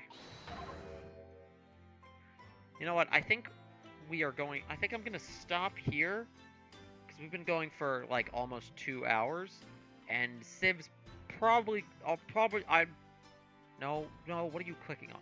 We'll probably be back in like 30 minutes ish with a Civ game. I don't know, but I feel I'm like it's gonna just go straight into it. But I want to recharge. I need to recharge my vocal cords a little bit. We just saved. So I'm gonna go back to the title screen. I could have just clicked close the game completely.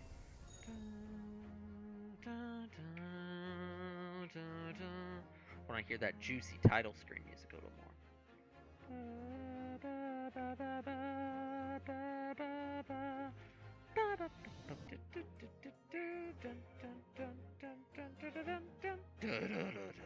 Okay, I'm turning this off. It's turning off stream. Goodbye. I'll be back probably in like no time at all. This is more of a break than anything.